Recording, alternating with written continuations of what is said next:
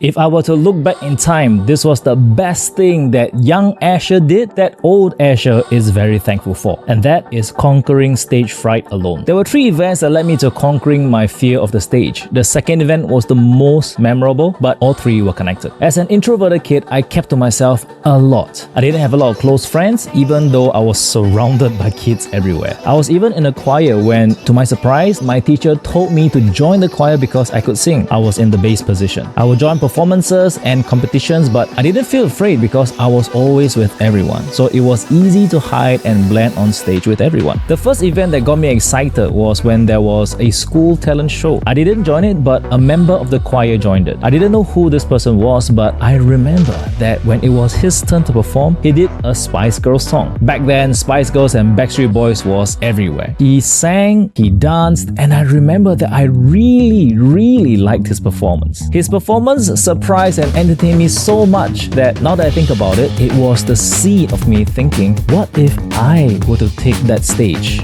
on my own? Would I be able to perform as well as he did? I was happy to stay hidden, blending in with the crowd, singing in harmony and not standing out. Now there was another event somewhere in between about the Great Singapore Workout where I got bored with the actual workout and I added a hyper version for myself. The teacher saw the difference and put me on stage with everyone else to work out together, but that's probably for another video. If you're still watching, could you please give me a like or subscribe if you haven't yet? It would really help my channel out. So back to the story. Later at some point, I came across a saying that 75% of the world is more afraid of the stage than dying. And young Asher thought to himself, if I could conquer the stage, I can beat 75% of the world. And this is event number 2. One day in school, we had some performers for a stage show. During that show, one of the ladies called out for anyone to join in on stage for a segment of the performance. I remember sitting with my classmates on the wooden parquet flooring, but when she called for it, I was breathing heavily.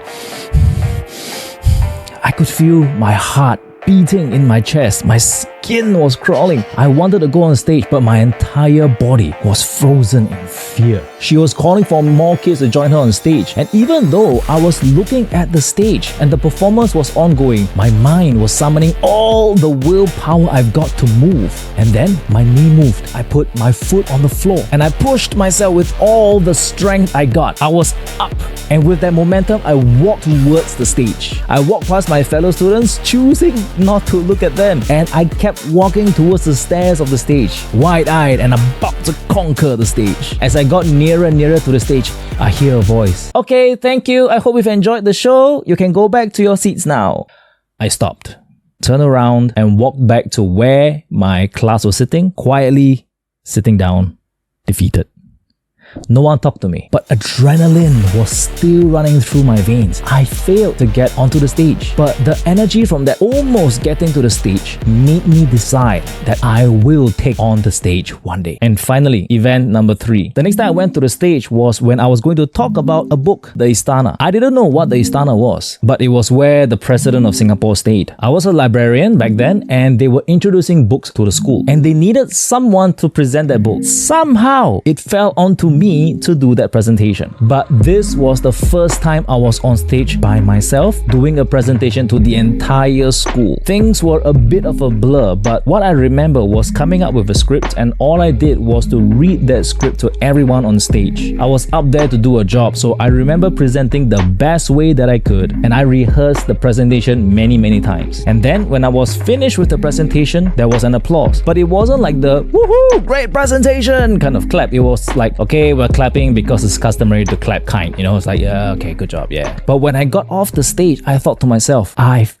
conquered the stage. Because when I was on it, I wasn't afraid. I didn't shiver. I didn't mess up on what I was going to say. It was it was actually pretty anticlimactic. And ever since then, the stage became a regular place for me. And now I'm often speaking on stages, performing shows, making videos, training and teaching others, speaking to organizations, speaking to the public, and even selling pencils on stage. Looking back in time, I'm very thankful young Asher took the brave first step towards the stage, even though it was absolutely terrifying and scary to do it. What's something you did as a kid that you're thankful for now? I would love to read that in the comments. I hope you've enjoyed this video thus far. Follow me as I continue to share my stories, mistakes and lessons with you.